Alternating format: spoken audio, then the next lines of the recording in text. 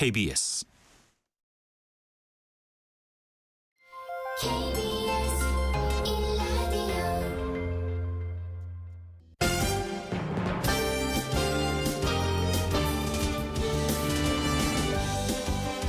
1라디오 KBS 1라디오 신성원의 오늘 세계는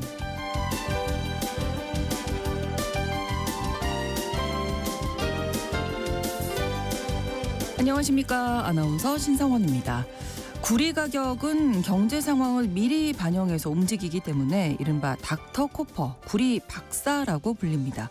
경기가 좋아질 것 같으면 구리 가격이 오르고요. 반대로 구리 가격이 내려가게 되면 경기가 나빠진다고 볼 수 있는데요. 올해 구리 가격 사상 최고치를 경신하며 상승세를 타고 있습니다. 한편 밤사이 미국에서는 전 세계에 매겨질 상호관세가 발표됐는데요. 우리나라에도 25%의 높은 관세가 부과됐습니다. 관세 전쟁은 결국 세계 경제 대국인 미국의 경기 침체를 가져올 것이라는 우려도 나오고 있는 상황이죠. 세계 경제의 이 분위기가 혼란스러운 이 시점에 구리 가격이 왜 치솟고 있는 건지 잠시 후 글로벌 경제에서 짚어봅니다.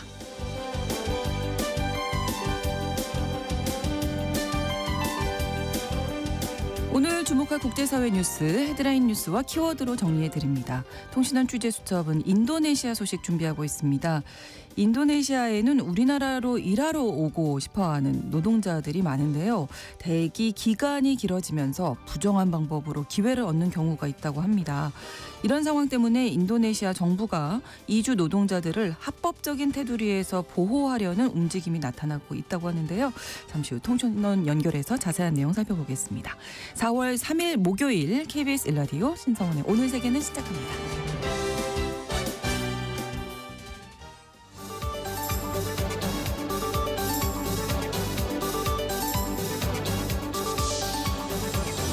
오늘 세계는 헤드라인 뉴스. 미국 정부가 한국에서 생산돼 미국으로 수입되는 모든 제품에 25%의 상호관세를 부과한다고 공식 발표했습니다. 상호관세는 10%의 기본관세와 이른바 최약국가에 대한 개별관세로 구성되어 있는데요. 한국에 더해 중국, 일본, 유럽연합, 대만 등 미국의 주요 무역 상대국에도 기본관세 이상의 상호관세가 부과됐습니다. 미얀마 군부가 2일 강진으로 인한 구호 활동을 위해 오는 22일까지 휴전한다고 발표했습니다.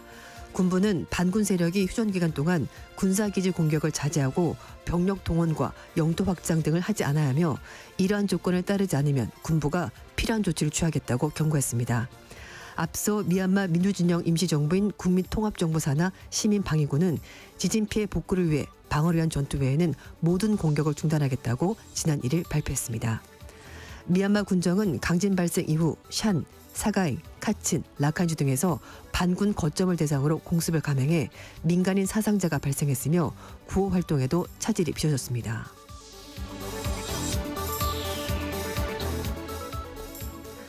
팔레스타인 무장정파 하마스가 이스라엘의 휴전 역제안을 거부했습니다.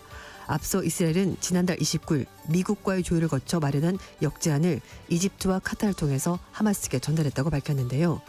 로이터 통신이 입수한 역제안 문건에는 지난달 초 만료된 42일간의 1차 휴전 기간을 50일로 연장하고 이 기간에 영구 휴전을 위한 2단계 협상을 마무리 진다는 내용이 담겼습니다.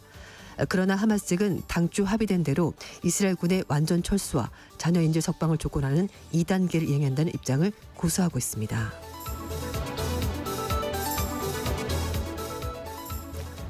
중국군이 이틀간의 대만 포위 훈련을 마쳤다고 발표했습니다.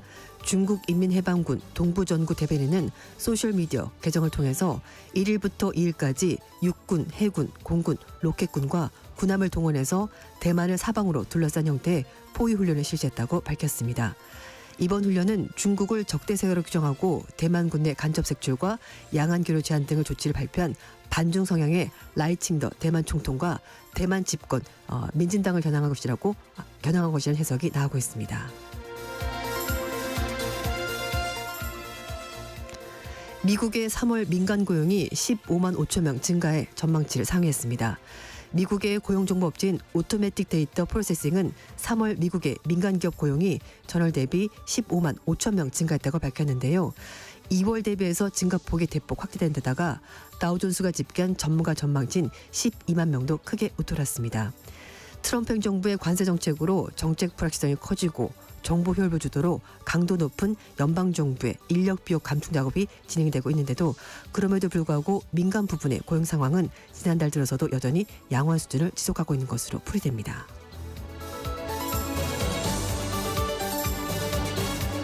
오늘의 헤드라인 뉴스 외신캐스터 조윤주 씨가 전해주셨습니다. 이번에는 키워드로 정리한 국제사회 소식 함께 살펴봅니다. 첫 번째 키워드인데요. 미국의 황금기가 시작된다. 네, 돈이 들어오면 황금기가 될 것 같습니다. 미국이 지금 상호관세, 보편관세 다 매기겠다고 발표를 했는데요. 네. 트럼프 대통령이 백악관 로즈가든에서 현지 시각 2일 오후 4시에 미국을 다시 위대하게 행사를 열었습니다. 지난 50년 동안 미국은 각 나라들로부터 갈취를 당했지만 더 이상 그런 일이 없을 것이고 이번 조치야말로 미국의 황금기를 다시 가져올 것이다 라고 주장했습니다. 이번 상호관세는 다른 나라의 관세, 비무역 무역 장벽에 계산해서 미국 기업들이 받았던 차별을 해소한다는 명목을 가지고 있는데요. 네. 기본 관세 10%에다가 최악의 국가로 분류되는 이런 나라에 대해서 개별 관세를 따로 부과하겠다고 밝혔습니다. 기본 관세는 5일 0시부터 그리고 개별 관세는 9일 0시부터 이제 부과가 되는데요. 네. 단 미국과 멕시코, 캐나다는 자유무역 협정을 가지고 있거든요. 그래서 이것 아닌 다른 나라 모두가 5일부터 기본 관세를 부과받게 되는 겁니다. 네. 그리고 우리나라 포함해서 추가로 상호 관세를 부과받는 나라들이 있는데요. 9일 오전 0시부터 관세율이 올라가게 되는 겁니다. 예를 들어서 우리나라는 5일부터는 10% 기본 관세율 적용받고 네. 9일부터는 15%포인트가 올라가면서 총 25%의 관세가 부과가 되는 겁니다. 트럼프 대통령은 판례를 직접 들고 관세율표를 보여줬는데요. 네. 상대방 국가가 미국에 부과하는 관세율을 공개를 하고 그 바로 옆에 컬럼에 미국이 해당 국가에 부과하는 관세를 표시를 했는데 예를 들면 이런 식입니다. 한국은 미국 제품에 대해서 50% 관세를 부과하고 있어서 매우 친절하게 절반 정도 깎아줘서 25% 관세를 부과한다. 예. 할인해 준다는 거죠. 그래서 예를 들면 베트남 같은 경우는 46%인데요. 네. 베트남이 미국산 제품에 90% 관세를 매기고 있다 이렇게 표시를 했습니다. 근데 사실 우리나라와 미국은 한미 FTA가 있거든요. 그래서 관세만 본다면 사실 무관세에 가깝습니다. 0.79% 부과인데 트럼프는 관세 말고도 여러 가지 비관세 무역 장벽이기 때문에 이런 것들 다 고려하면은 50%가 된다 이렇게 주장하는 겁니다. 예. 다른 나라들은 어땠는지 한번 볼까요? 네, 우리나라보다 높은 나라 당연히 있고요. 낮은 나라가 있습니다. 일단 중국이 34% 높고요. 베트남 말씀인 것처럼 46%, 네. 대만이 32%, 인도, 태국, 스위스, 인도네시아 이렇게 높은 비율이고요. 반면에 유럽연합은 20%로 낮고 일본은 24%, 영국은 10%, 브라질 10%, 호주가 10% 이렇게 나왔습니다. 네. 그런데 이 상호 관세는 앞에 말씀드린 것처럼 한국에서 만들어서 미국으로 수출하는 제품 이렇게 있거든요. 근데 우리나라 국내 기업들이 제조 공장을 중국이나 베트남에 가지고 있습니다. 그런데 중국 34%, 베트남 46%거든요. 높아요. 그러니까 우리나라 기업들도 이 관세를 맞게 되면 굉장히 부담스러울 수 있을 것 같습니다. 네. 트럼프 대통령은 이날 상호 관세를 발표하면서 시종 일관 웃음을 띤 채 굉장히 신나서 발표했는데요. 그렇지만 이 모든 것이 과연 본인의 뜻대로 갈지는 좀 더 지켜봐야 될 것 같습니다. 일단 다른 나라들도 가만히 있지 않겠죠. 그래서 무역 전쟁이 벌어질 수가 있고 그리고 여러 차례 말씀을 드렸습니다만 결국 물가가 올라갈 것이고 그렇죠. 미국 소비자들이 부담을 받을 수밖에 없다는 얘기가 나와 있고 또 미국의 관세를 피하기 위해서 세계 각국들이 TSM처럼 미국의 공장을 짓겠다라고 하긴 합니다만 이걸 당장 지을 수는 없기 때문에 시간이 걸리잖아요. 그렇죠. 그래서 관세 폐해가 결국 미국 소비자들에게 전가될 가능성이 있다라는 얘기가 나오고 있습니다. 네, 각국의 반응도 궁금한데 일단 중국, EU 같은 경우에는 강경 대응하겠다 이런 입장이죠. 일단 중국과 유럽연합은 일방적으로 맞고만 있지 않겠다라고 말하면서 맞불 관세, 그러니까 소위 말해서 보복 관세를 우리도 매기겠다 말하고 있는데요. 폰데얼라이엔 유럽연합 집행위원장은 상호 관세 발표에 대해서 일단 면밀히 평가를 할 것이고 반드시 보복을 원하는 건 아니지만 그래도 필요하다면은 보복할 수 있는 강력한 계획도 가지고 있다라고 밝혔고요. 중국은 대놓고 보복하겠다라고 말하고 있습니다. 그리고 키어스타머 영국 총리는 사실 10%니까 비교적 낮은 편이거든요. 네. 그래서 그렇지만 모든 옵션을 고려하겠다고 밝히면서 즉각적인 대응은 아직은 아니다라고 밝혔습니다. 그리고 캐나다, 멕시코는 공동 대응하겠다라고 얘기를 하고 있고요. 일본은 확실하게 시종일관 입장을 유지하고 있는데 절대로 맞서지 않겠다. 일본은 네. 무조건 미국과 협상하겠다라고 얘기를 하는 건데요. 이시바 시게루 일본 총리가 일본을 제외해달라고 계속해서 강력하게 요구할 것이고 국내사에 미친 여러 가지 영향을 철저히 조사해서 필요한 대책을 마련하겠다라고 말했습니다. 네. 국가별 대응과 달리 업계 측에서도 대응에 나섰는데요. 제약업체들이 관세 도입을 늦추거나 단계적으로 적용하도록 트럼프 행정부 측에 로비를 하고 있다고 합니다. 제약업체 워낙 돈이 많으니까 가능할 것으로 보이는데요. 뭐 존슨앤존슨, 일라일릴리, 글락소스미스클라인 이런 회사들이 지난 몇 달간 미국 내 생산을 늘리기 위해서 수십억 달러를 투자해서 신규 공장 짓고 여러 가지 투자 계획도 밝히고 있습니다. 일본 기업들도 개별 대응에 나서고 있다고 하는데요. 네. 미국 내 재고를 늘리거나 관세 영향 덜 받는 지역으로 생산 거점을 옮기면서 미국 눈치를 보고 있습니다. 일본 완성차 업체 혼다는 미국의 관세 시행 전인 지난 2월 달에 멕시코에 생산한 차를 미국으로 수송한 작전을 벌이고 있고요. 차량 디스플레이, 센서 등을 사용되는 여러 가지 부품 생산은 이리소 전자공업은 미국에 수출한 제품의 생산 지역을 기존 중국에서 일본으로 옮기기로 결정을 했다고 합니다. 네. 드디어 어떻게 보면 마침내 이 네, 상호 관세가 맞습니다. 발표가 됐는데 앞으로 또 어떻게 진행이 될지 네. 지켜보겠습니다. 네. 그러니까 표를 보여줬으니까 생각 좀 해봐라. 뭐 이런 얘기가 되는 거겠죠. 그러니까요. 네. 개별 국가마다 이제 다 협상에 들어갈 것 같은데. 전화 통화할 수 있다 이런 얘기도 했으니까요. 네. 다음 키워드입니다. 이제는 우리가 헤어져야 할 시간. 네, 이거 보통 어디 놀러 가면 많이 나오는 노래이긴 한데요. 트럼프 대통령이 정부 효율을 이끌고 있는 일론 머스크와 조만간에 헤어질 것 같다 이런 얘기를 측근들에게 했다고 미국의 정치적 매체 폴리티코가 보도했습니다. 네. 그 익명을 요구한 측근 3명이 얘기를 한 거라고 하는데요. 네. 트럼프 대통령이 머스크가 최근 조만간에 사업으로 복귀를 하게 될 것이고 행정부를 지원하는 역할이 바뀔 것 같다 이런 얘기를 했다고 합니다. 트럼프 대통령은 이 머스크에 대해서 굉장히 전폭적인 신뢰를 보여주면서 정부 효율부 수장을 맡겼는데요. 그렇죠. 그동안에 정부 효율부가 미국의 연방 조직을 대대적으로 좀 효율화하면서 만족감을 표시했다고 하는데 그런데 트럼프 대통령 만족감과는 달리 그 장관들이 좀 불만이 있었다고 합니다. 아니, 갈등이 좀 있었죠. 네, 마찰이 있는 건데 뭐 비유하자면 이런 겁니다. 담임 선생님이 반장, 부반장 있는데 네. 반장, 부반장 빼고 누가 이렇게 해서 너 오늘부터 선생님 얘기하는 거 좀 해. 막 약간 이런 식인 거죠. 그러면 반장, 부반장이 기분이 나쁘겠죠. 그래서 마르코 루비오 국무장관과 머스크가 내각회의에서 충돌하면서 그렇죠. 내각과 불협화음이 있었다고 합니다.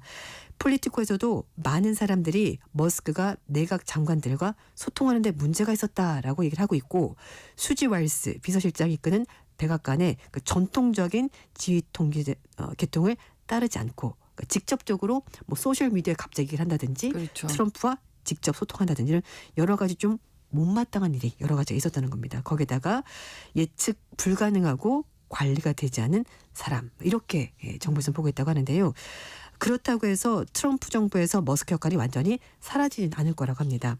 일단 뭐 정부 효율부에서 물러난다고 하더라도 비공식적으로 트럼프를 계속 지원할 것으로 보이는데요. 네. 켈런 레빗 백악관 대변인은 이번 보도에 대해서 뭐 별거 아니다라고 말하면서 어쨌든 머스크와 트럼프 대통령이 정부 효율부에서 머스크가 할 일을 다 하고 나면은 이 사람이 특별 공무원에서 떠날 것이고 이건 다 이미 얘기한 것 아니냐고 말하면서 굳이 새로운 일이 아니다라면서 선을 그었습니다. 어떤 갈등 때문에 뭐 파면하는 식은 네, 아닌 나. 것이다 이런 이야기네요. 정해진 수순이다. 뭐 이렇게 얘기를 했습니다. 네.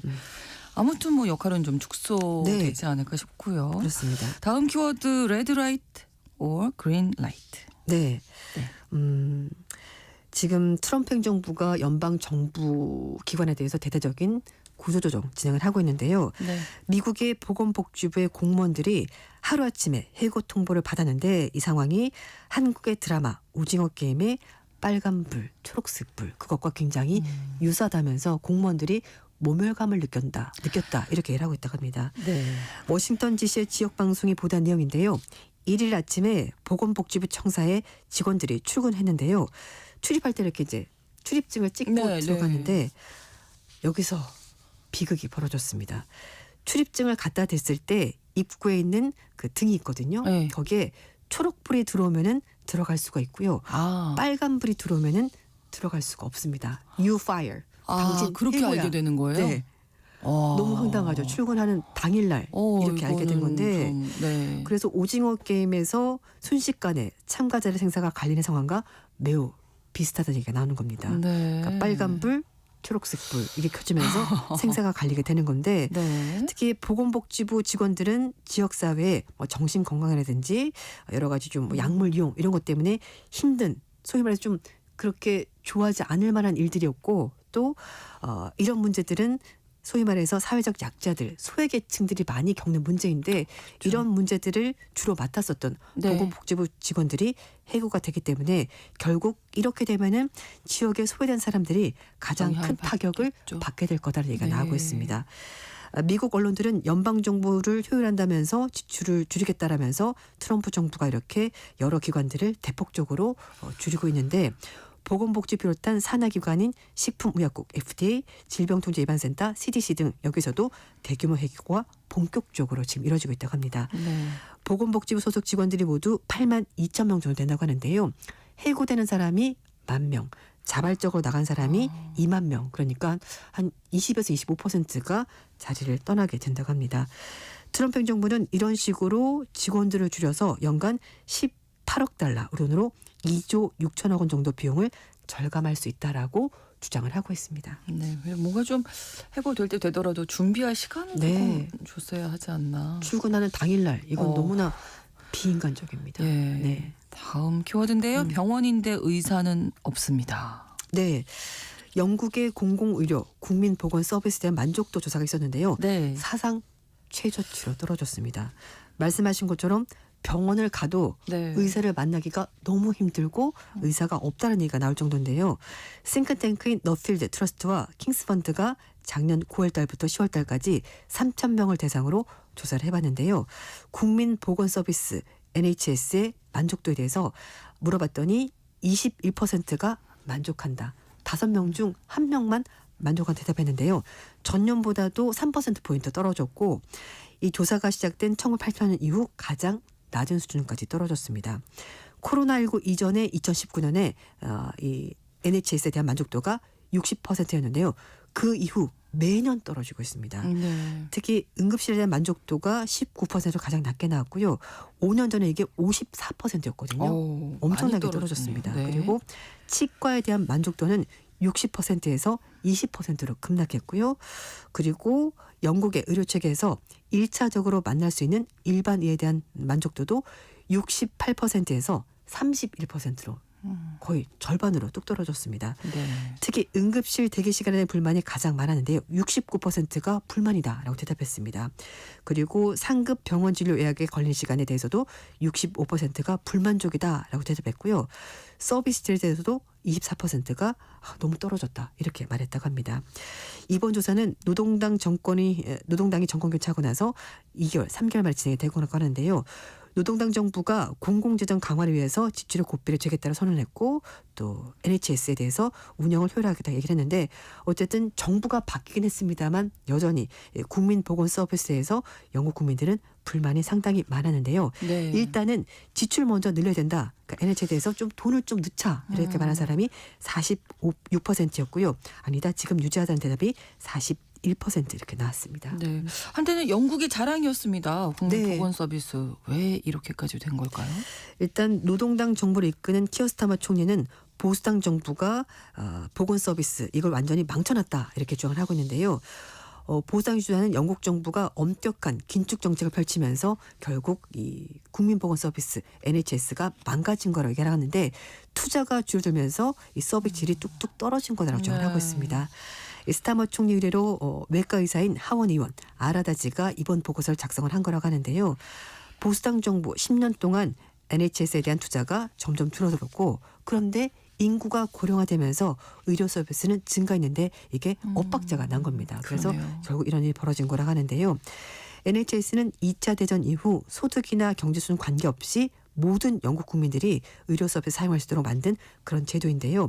노동당 정부가 1948년에 설립을 했습니다. 네. 치과 치료나 처방약 같은 몇 가지를 제외하고는 무료로 의료 서비스를 받을 수가 있는 건데, 그래서 한때는 NHS는 영국 국민들에게 종교와 가깝다고 말할 정도로 만족도가 높았습니다.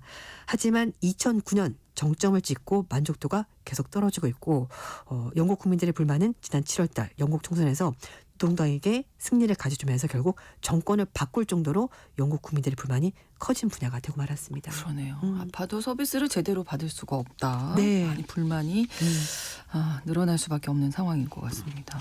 다음 키워드인데요. 젊음을 위해 잠시 꺼두세요. 혹시 네. 진행자께서는 네. 휴대전화 저 좀 많이 보는 것 같아요. 저는 자기 전에 그렇게 보게 되더라고요. 저도요. 뭔가 이렇게 예, 하루를 딱 이게 지내고 그 나서 약간 얘기군요. 나이가 네. 뭔가 좀 기쁨을 주는 리렉스하는 느낌이라고 하는데 그러면 안 된다고 합니다. 아, 그래요? 네. 휴대전화에서 인터넷을 2주 동안 차단하고 사용하지 않았더니요.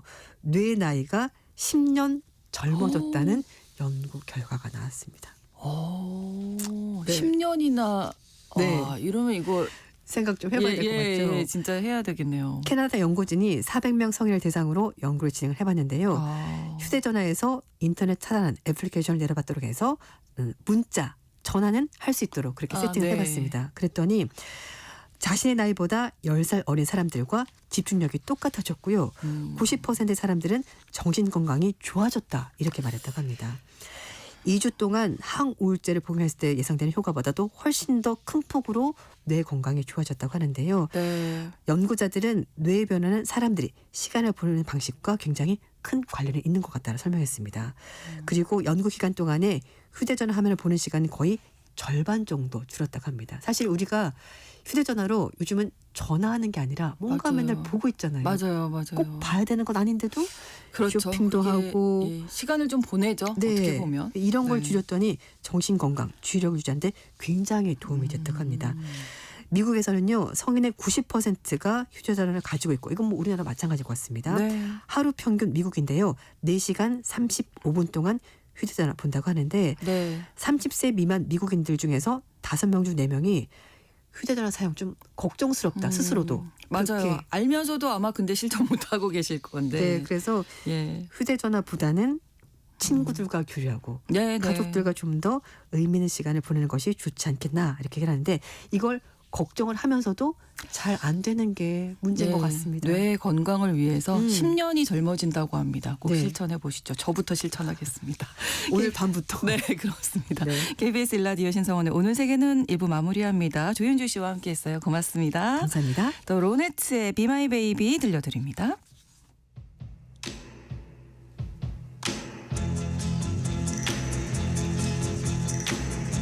The night we met, I knew I needed you so. And if I had the chance, I'd never let you go. So won't you say you love me? I'll make you so proud of me. We'll make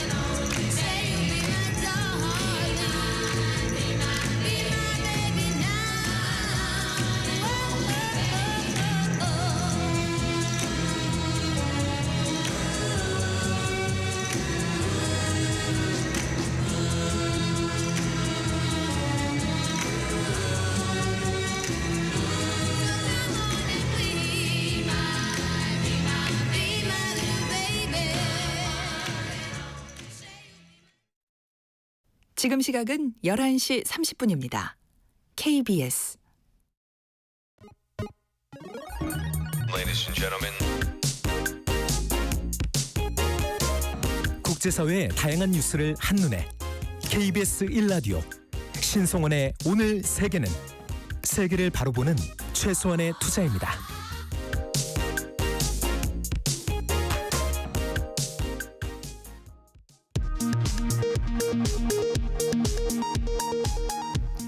이 시각 라디오 정보센터 뉴스입니다. 트럼프 미국 대통령이 전 세계를 대상으로 상호 관세를 발표했습니다. 한국에서 생산돼 미국으로 수입되는 모든 제품엔 25%의 관세를 부과했습니다.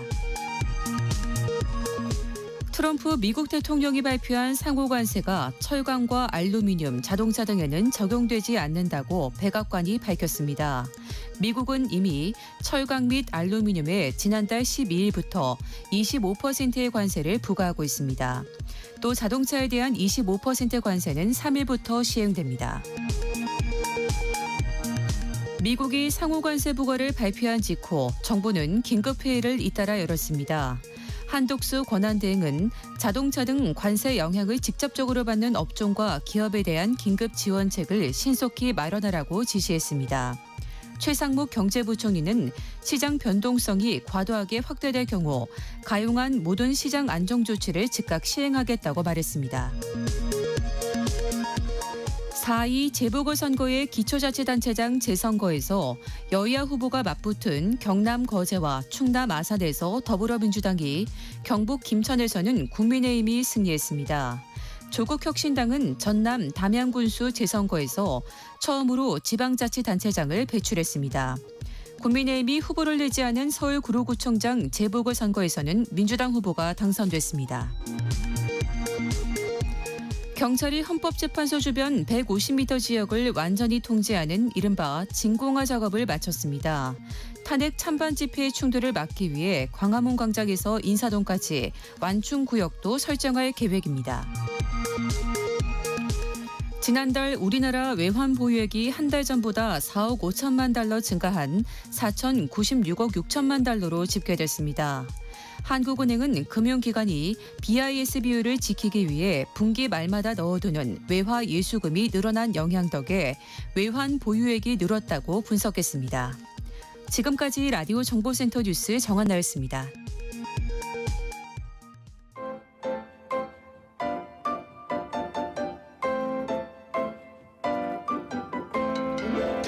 통신원 취재 수첩.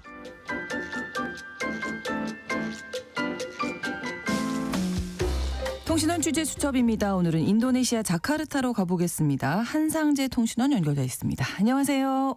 네, 안녕하세요. 한상재입니다. 네, 인도네시아 프라보우 대통령 정부가 해외 송출 인력을 관리하는 이주 노동자 보호국을 신설했다고 하는데 우리나라와 관련되는 부분도 있다고요?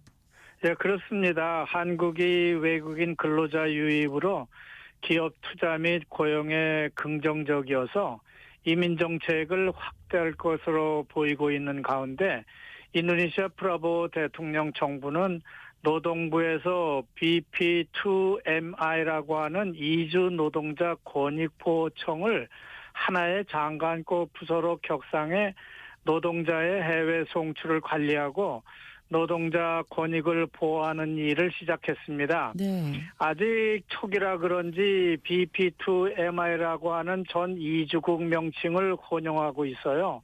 하여간 신설 부처명은 우리말로 번역해보자면 해외 이주 노동자 보호부가 되겠습니다. 네. 지금까지 사우디아라비아 등의 중동 지역 국가 및 말레이시아로 나가서 일하고 있는 인도네시아 노동자들의 권익 보호에는 아주 인도네시아가 적극적으로 법적 대응을 해왔지만 네. 한국과 일본, 대만 등의 나라로 나가서 일하는 노동자들에 대해서는 크게 신경 쓰지 못했기 때문에 이들 나라로 송출하는 조건을 좀 더 규제하려는 움직임을 보이고 있습니다. 네. 인도네시아에는 특히 한국으로 나가 일하길 원하는 노동자가 4만여 명이 넘게 이렇게 많이 대기하고 있는 가운데 이런 대기 노동자들에게 한국어를 가르치는 한국어 학원과 노동자 송출 브로커 단체가 우죽순처럼 난무하고 있습니다. 거기다 정부마저 해외로 가려는 이주 송출 노동자들에게 1인당 수수료를 부과하려는 움직임마저 내보이고 있어서 네. 송출 순서를 기다리고 있는 4만여 노동자들은 반발을 하고 있습니다. 그렇군요. 구체적으로 어떤 업무를 하나요? 예, 이 인도네시아 정부가 해외 이주 노동자를 위한 전담부처를 신설한 목적은요. 네. 해외 이주 노동자의 권익을 보호하고요. 해외 취업 절차를 합법적으로 관리해서 국가 경제 발전에 기여하자는 데 두고 있지만 오히려 해외 이주 노동자들을 규제하는 부처가 되려 한다는 그런 비난을 받고 있는 겁니다. 네. 하지만 신설 해외 이주부가 해외 파견 노동자 사전 교육과 해당국 언어 즉 한국어 교육 등을 실시하고 해외 근무를 마치고 귀국한 노동자들에게 경제적 자립을 할 수 있도록 창업을 지원한다든지 직업교육을 통해서 재취업을 돕는 역할을 감당하게 된다면 이 부처는 아주 중요한 부처가 될 수 있을 것으로 전망됩니다. 네. 그럼 인도네시아에서 예를 들어 한국으로 이제 일을 하러 오려면 어떤 절차가 필요한가요? 네, 상당히 복잡한데요. 현재 한국에서 시행 중인 제도의 고용 허가제라는 것이 있습니다. 네네. 이 제도에 따라서 해외 송출을 원하는 인도네시아 노동자들은 일단 현지에서 한국어 학원에 등록을 하고 한국어를 배우고요. 한국어 토픽이라고 하는 한국어 능력 시험을 치르고 합격해야만 합니다. 네. 지금 인도네시아 정부는 이 합격선에 이르는 지원자를 한국에서 필요로 하는 수요 인원만큼만 뽑으면 되는데 그 3배수를 선발해서 대기를 시켜놓고 있습니다. 네. 그러나 한국에서 요구하는 인도네시아 노동자 수요는 한정되어 있기 때문에 네. 한국어 능력 시험에 합격했다고 하더라도 마냥 대기하고 있는 노동자 수가 계속해서 증가하고 있는 추세입니다. 네. 반면에 한국에 나갔다 인도네시아로 복귀하는 노동자 수는 적기 때문에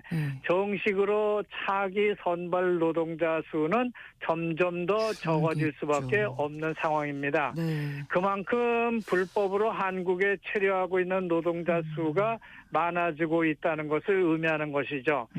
따라서 대기 중인 인도네시아 노동자들은 인도네시아 정부가 불러주기만 기다리지 않고 네. 송출 업무 관계자들이라든지 관계기관에 부정한 방법으로 줄을 대서 순서를 바꿔치기 하고 있습니다. 이런 것이 문제가 되니까 인도네시아 정부가 직접 송출 업무에 개입해서 이런 걸 바로 잡으려고 규제를 검토하고 있는 겁니다. 하지만 정부가 직접 처리한다고 하더라도 또다시 부정이 거기에 개입될 수 있는 소지가 크기 때문에 네. 문제는 점점 더 꼬여만 가고 있다고 하는 겁니다. 그러네요. 우리나라에서도 이제 함께 좀 고민을 해야 할 문제가 아닌가 싶기도 하고요. 그렇습니다. 지금 현재 한국에 나가서 일하는 인도네시아 노동자들이 대략 한 20만 명으로 어림잡고 있습니다. 네. 이 중에서 5만 명 정도는 정식으로 비자를 받고 일하고 있지만은요. 나머지 한 15만 명 정도는 불법으로 체류하고 있다고 볼 수 있습니다. 물론 이 숫자는 확실치 않지만 최근 계절 근로자 제도까지 나오면서 불법 체류자 수는 점점 더 늘어나고 있다고 볼 수 있습니다. 네. 여기서 계절 근로자 제도라고 하는 것은요. 농번기 때 한국의 지방정부가 인도네시아 지방정부와 협력해서 임시로 노동자 입국과 노동을 허용하고 있는 제도입니다. 네. 그렇지만 이 제도로 입국한 노동자들은 농번기가 끝나도 자기 나라로 돌아갔다가 다시 농번기 때 돌아올 생각을 하지 않고 네. 그대로 한국에 남아서 불법 체류를 시작하기 때문에 우리나라로서는 상당히 꺼리고 있는 그런 제도가 되고 있습니다. 따라서 동남아시아 노동자들을 필요로 하는 한국이나 일본 같은 나라는 네. 사회 통합 프로그램 같은 제도를 통해서 서로를 이해하면서 돕는 것이 필요하다는 생각이 듭니다. 네. 또한 장기적으로 안정된 이민 생활을 이들이 할 수 있도록 돕고 인도네시아 같은 송출국은 모든 제도와 절차를 부정한 방법이 개입하지 못하도록 해서 노동자의 개인 인권도 보장되고 노동권도 보장되면서 양국의 이익이 보장되어야 할 것으로 생각됩니다. 네, 그렇습니다. 오늘 소식 잘 들었습니다. 고맙습니다. 네, 감사합니다. 네, 인도네시아 자카르타에서 한상재 통신원이었습니다.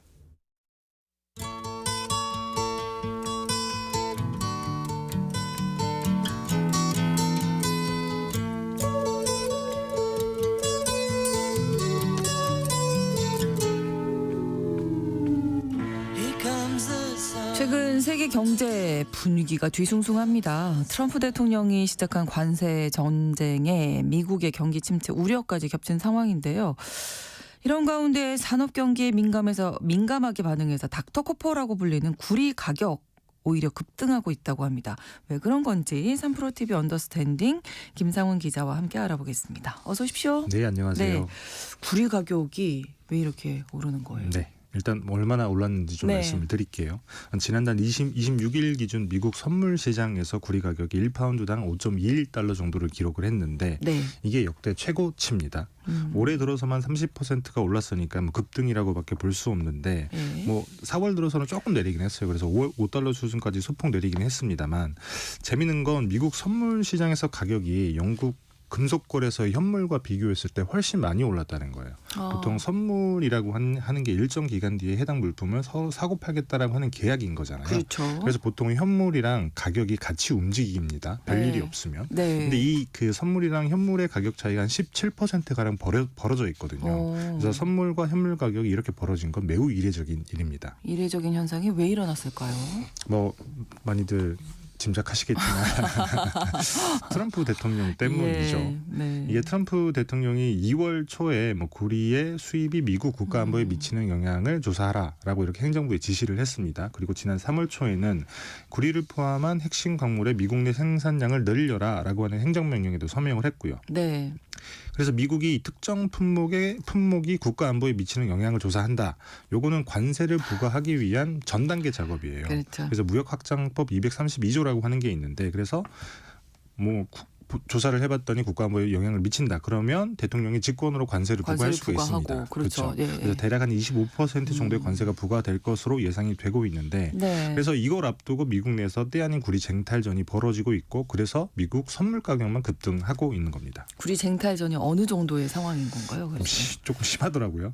보통 미국이 수입하는 구리 물량이 월 평균 한 7만 톤 정도가 돼요. 네. 근데 미국의 머큐리 에너지 그룹이라고 하는 데서 조금 추정을 해봤더니 네. 3월 말 현재 약 50만 톤 정도의 규모의 구리가 미국으로 향하고 있다라고 추정을 하는데 7배 정도가 되는 거죠. 예. 미리 구리를 사려고 하는 사람도 있고 그리고 계획된 선적을 앞당겨서 관세 부과를 피하려고 하는 사람들이 있어서 미리. 이런 일들이 벌어지는 거라고 볼 수 있는데 네. 뭐 실제로 세계 최대 구리 생산 업체이고 수출 업체이면서 칠레의 국영 기업인 코델코라고 하는 기업이 있습니다. 그래서 1분기 미국 수출이 전년 동기 대비해서 한 50% 증가를 했다고 하니 원래 계획했던 것보다 훨씬 많이 더 들어오고 있는 거기도 하죠. 그러네요. 근데 원래 무역확장법 232조 프로세스대로라고 하면 네. 벌써부터 이렇게까지 쟁탈전이 벌어질 일은 없는 게 대통령이 일단 국가안보 침해 조사 지시를 내리면 보통은 270일 그러니까 9개월 정도 조사를 합니다. 그래서 뭐 2월 달에 뭐 지시를 내렸으니 빨라봐야 11월 달쯤에 어떤 보고서가 나오고 거기에 따라서 대통령이 관세를 부과하게 되는 건데 네. 근데 이게 뭐 외신에 보면 빠르면 9월에 관세가 부과될 수 있다라는 보도가 나오고 있거든요. 네. 트럼프 대통령이 조금 많이 급한 것 같긴 한데 왜 그런지는 모르겠습니다만 네. 그래서 많은 기업들이 발빠르게 구리를 사들이고 있다라고 볼 수 있습니다. 구리라는 광물이 네. 일단 너무나 중요한 거잖아요. 그렇죠. 아주 매우 그래서 매우 이런 중요하죠. 쟁탈전도 벌어지고 맞습니다. 있고. 사실 구리라고 하는 거는 이미 청동기 시대부터 써왔으니까 인류가 이미 구리를 사용한 지는 3,000년이 됐죠. 구리라고 하는 게 특성이 열이나 전기 전도성이 매우 높아서 네. 그래서 아주 광범위하게 많이 쓰이는 광물이에요. 뭐 안 쓰는 곳이 없을 정도인데 뭐 많이 아시는 전선, 파이프, 그렇죠. 그다음에 변압기, 우리가 쓰는 컴퓨터나 스마트폰, TV 이런 곳에 들어가는 인쇄배로 기판, 그다음에 풍력 터빈 뭐 이런 것들에 굉장히 많이 쓰이거든요. 그래서 구리를 닥터코퍼, 경기의 바로미터다라고 표현하는 것도 이런 공산품이 많이 만들어지면 구리를 많이 써야겠죠. 그러면 그렇죠. 많이 쓰면 구리 가격이 오르고 이거는 경기가 좋다라고 판단할 수 있는 거고 반대로 구리 가격이 내리면 경기가 나빠지는 거고. 근데 지금 같은 경우에는 경기 침체 우려에도 불구하고 구리 가격이 오르는 이상 현상이 벌어지고 있는 건데 네. 특히 전기차 같은 경우에는 대당 60에서 90kg 정도를 써야 돼요. 전기차에도 중요하군요. 맞습니다. 예. 그래서 많은 이들이 구리를 화석 연료 시대를 뒤로 하고 아니 앞으로 전기 시대가 열릴 텐데 여기에 굉장히 필수적인 광물이다라고 평가를 하기도 합니다. 이렇게 중요한 구리에 트럼프 대통령이 관세를 부과하려는 이유가 있겠죠. 그렇죠. 네. 문제는 이렇게 중요한 광물의 공급망을 또 역시 여기서 등장하는 중국이 나오겠군요. 맞습니다. 네. 중국이 장악하고 있다는 건데 네. 여기에 더해서 전 세계적으로 구리의 수요는 급증을 하고 있지만 공급은 크게 늘지 않는 상황까지 겹쳐 있는 거예요. 일단 자연 상태 동광석이 가장 많이 매장돼 있는 곳이 미국이랑 가까운 중남미 아메리카입니다. 뭐 칠레에서 구리가 가장 많이 생산이 되고요. 그다음에 네. 페루, 멕시코, 브라질, 뭐 파나마 이런 순인데 이 중남미를 다 더하게 되면 전 세계 구리 생산량의 한 46%가 라틴 아메리카, 중남미에 쏠려 있습니다. 네. 근데 이 대부분의 물량들이 중국으로 가요. 미국으로 들어오지 않고. 그래서 미국 생산량 같은 경우 5%, 네. 중국도 딱 그 정도에 불과하거든요. 근데 이렇게만 뭐 생산량이 5%밖에 안 된 중국이 구리 공급망을 장악했다는 게 믿기지가 않은데 그러게요. 근데 문제는 정년된 구리예요. 보통 구리 동광석을 구리 정광으로 만들고 구리 네. 정광 같은 경우는 구리 함량이 25에서 35% 정도가 됩니다. 네. 이 정광을 두 번 재련을 하게 되면 순도 99.9%의 고순도 구리가 나오는데 이 전 세계 구리 정광의 56% 25에서 35% 함량이라고 하는 구리 정광의 56%를 중국이 쓸어갑니다. 그래서 멕시코 같은 경우에는 구리 정광의 94%가 배를 타고 중국으로 향하는 거예요. 네. 그렇다 보니까 바로 제품에 바로 쓸 수 있는 순도가 높은 구리 같은 경우에는 절반이 중국으로. 중국이 전 세계 시장에 공급하게 되는 거죠. 그렇군요. 맞습니다. 그러면 관세 부과하면 더 안 되는 거 아니에요? 그렇게 생각하면 그럴 수 있는데 트럼프 대통령의 목표 같은 경우에는 이렇게 중국에 뺏긴 공급망을 다시 가져오겠다는 거예요. 공급망 자체를 가져오자. 맞습니다. 예. 말씀드렸던 것처럼 전 세계 구리 매장량은 미국도 5%, 네. 중국도 5%입니다. 그렇죠. 정광 생산량도 비슷해요. 근데 정년 비율은 미국이 3%, 전 세계 물량의 3%밖에 안 되고 중국이 56%거든요. 네. 그래서 만약에 중국이 구리 정광 순수한 구리 정광을 수입을 해서 순도가 높은 구리를 수출을 하는데 네. 이 순도가 높은 구리의 수출을 막아버린다. 그러면 미국 입장에서는 굉장히 난처한 상황에 몰릴 수밖에 없는 겁니다. 그렇죠. 사실 중국이 자주 쓰는 방법이기도 하죠. 네네. 그래서 수입산 구리의 관세를 25% 정도 부과를 하게 되면 당연히 미국 내부에서도 구리를 많이 쓰기 때문에 미국 내부에서 구리를 정년하는 기업들이 나올 것이다. 그러면 이 기업들이 칠레나 멕시코, 파나마, 브라질 같은 데 가서 구리 정광을 확보할 것이고 그러면 미국은 성공적으로 구리 공급망을 확보할 수 있는 거 아니냐라고 하는 게 트럼프 정부의 노림수입니다. 예. 근데 미국 내부에는 왜 구리 재련소가 없는 건가요? 그렇죠. 재련을 왜 이렇게 안 하는 건지. 재련업이라고 하는 게 사실 환경국 규제가 빡빡한 선진국에서는 살아남기 힘든 산업이기도 해요. 예. 구리 정광에서 순도가 높은 그 구리 99.99%로 정제를 하는 기술 자체는 어려운 건 아닙니다. 네. 다만 이 정년하는 과정에서 많은 물, 그다음에 에너지, 그다음에 유해가스나 유해 물질이 굉장히 많이 나와요. 특히 네. 이산화황이라고 하는 흔히 네. 우리가 아는 산성비에 섞여 있는 오염 물질인 건데 예. 미국 같은 나라는 이 배출 규제가 너무 엄격하기 때문에 이걸 확실하게 처리할 수 있을 만큼의 탈항 설비, 그다음에 오염 물질 처리 시설을 갖춰야 되는데 네. 여기에 돈이 엄청나게 들겠죠. 듭니다. 여기에 뭐 인건비라든지 그다음에 중국 같은 경우 훨씬 더 싼 에너지 비용이 있기도 하고요. 그렇죠. 그래서 사실 기업 입장에서 보면 굳이 미국의 재련소까지. 재련소를 짓는 거는 사실 바보 짓이라고밖에 네, 볼 수 네. 없는 거예요. 돈이 네. 안 되니까요. 네. 그래서 그냥 값싼 중국산을 사다 쓰는 게 훨씬 더 합리적이었던 거죠. 그렇다 네. 보니까 미국에 있는 구리 재련소 대부분이 문을 닫게 됐고 그래서 지금은 미국이 중국 공급망에 의존하고 수밖에 없는 상황이 있는 겁니다. 상대적으로 중국에서는 이게 가능했던 게 그렇죠. 조금 뭐 그 기준도 환경 기준도 좀 맞습니다. 덜했을 거고. 환경 규제 자체가 굉장히 느슨하기도 그렇죠. 하고요. 그래서 사실 중국 같은 경우에는 환경 규제도 느슨하긴 합니다만 중국의 전략 자체가 값싼 공산품으로 전 세계를 장악하겠다. 네. 이게 중국의 어떻게 보면 전략 같은 건데 거기에 가장 필요한 거는 원재료 공급망 장악이에요. 그렇죠. 사실 철광석도 그러했고 그래서 일단 중국의 국영 광산 기업들이 남미, 뭐 호주 이런 곳의 광산에 투자를 합니다. 네. 그러면 투자한 지분만큼의 구리 정광을 중국으로 가져올 수 있는 권리를 확보할 수 있거든요. 이걸 업계용어로 오프테이크라고 하는 건데 네. 그렇게 중국 본토로 구리 정광을 전 세계 뭐 구리 정광의 한 절반 가량을 쓸어오면 고품질 고순도 구리를 아주 값싸게 만들 수 있도록 전기도 싸게 공급해주고 그렇죠. 물도 싸게 공급해주고 이런 전방위적 지원을 했던 거죠. 그만큼 구리가 공산품에 뭐 광범위하게 쓰이기도 합니다만 중국 같은 경우는 굉장히 고도 성장을 했잖아요. 중국 내부 스스로도 굉장히 많은 구리가 필요했던 거예요. 필요했고. 더더군다나 최근에는 사실 중국에서 팔리는 전체 자동차의 절반이 전기차거든요. 네. 말씀드렸다시피 전기차에는 구리가 엄청나게 들어갑니다. 그렇기 때문에 중국은 이 구리를 다 확보를 하고 값싸게 공급해야 되는 그 상황에 놓여 있었던 거고 네. 그다음에 값싸게 만드는 것뿐만 아니라 미국이랑 달리 구리는 중국 같은 경우에는 구리 비축도 어마어마하게 해놓습니다. 미국은 구리 비축을 하지 않거든요. 예. 중요하다고 생각은 하지만 네. 2021년 기준으로 봤을 때 대략 150에서 200만 톤 정도 비축한 것으로 뭐 추정이 돼요. 근데 미국의 구리 소비량이 연간 170만 톤이거든요. 미국이 쓰는 만큼의 금을 구리를 가지고 있다는 일단 거잖아요. 창고에 집어넣고 있다는 거죠.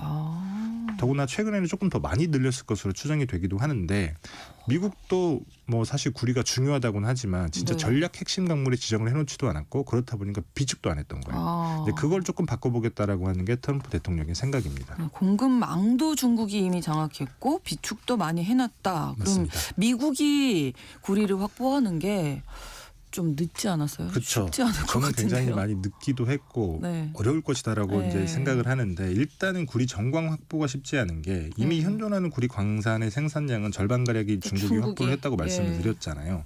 그래서 미국 같은 경우에는 브라질이나 아르헨티나 뭐 이런 곳들에서 새로운 구리 광산 개발에 투자를 하고 있습니다.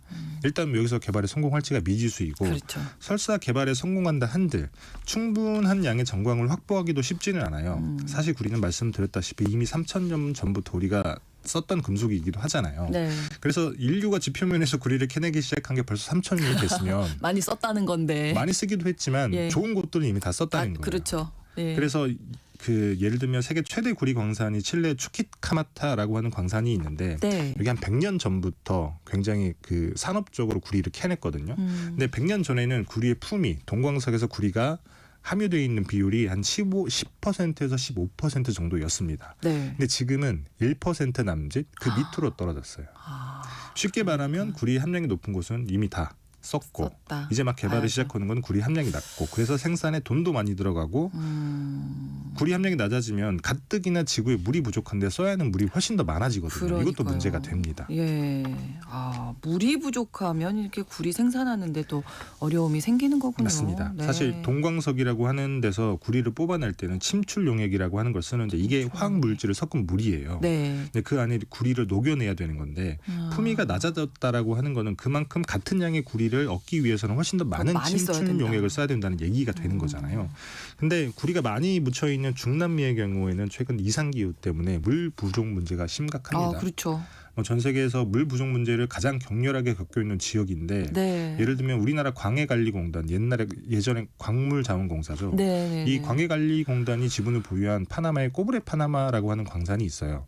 근데 많은 분들 아시겠지만 이 파나마 지역은 가뭄 때문에 이 파나마 운하의 그 적재량을 제한할 정도로 맞아요. 막 물이 네. 부족했었잖아요. 네. 그래서 최근에 조업을 중단하기도 했었습니다. 그럼 앞으로 구리를 구하는 거는 좀 어려워진다라고 봐야 되겠네요. 네, 맞습니다. 지금도 사실 구리는 공급 부족이 조금 심각한 상황이긴 한데 네. 글로벌 신용평가사인 스탠다드 앤드 포어스 같은 경우에는 2030년이 되면 수요 대비 부족한 구리가 한 750만 톤 정도 될 것이다라고 전망을 하고 있는데 네. 아까 말씀드렸다시피 미국의 1년 구리 소비량의 3배 정도가 되는 물량이에요. 이런 상황인데 뭐 수입산에 관세까지 올린다고 하면 과연 미국이 구리 공급망을 복원할 수 있겠냐 하는 겁니다. 실제로 뭐 트럼프 대통령이 나중에 보고서를 보고 난 다음에 어떤 판단을 내릴지는 모르겠습니다만 네. 구리는 정말 광범위하게 쓰이는 만큼 일단 관세가 오르면 미국 내 인플레이션에도 굉장히 직격탄이 될 수 있거든요. 그렇죠. 그리고 그거 감내한다고 하더라도 공급망 복원이 쉽지 않은데 과연 모험을 감수할까 싶은 생각이 들기도 하지만 뭐 오늘 또 상호 관세 네. 때리는 거 보니까 뭐 가능한 얘기 어렵더라도 하겠구나라는 예. 생각이 들기도 합니다. 그렇습니다. 좀 지켜봐야 될 것 같네요. 글로벌 경제 3프로TV 언더스탠딩 김상훈 기자와 함께했습니다. 고맙습니다. 네, 감사합니다. 바우토하멜의 March, April, May 전해드리면서 KBS 라디오 신성원의 오늘 세계는 마치겠습니다. 고맙습니다.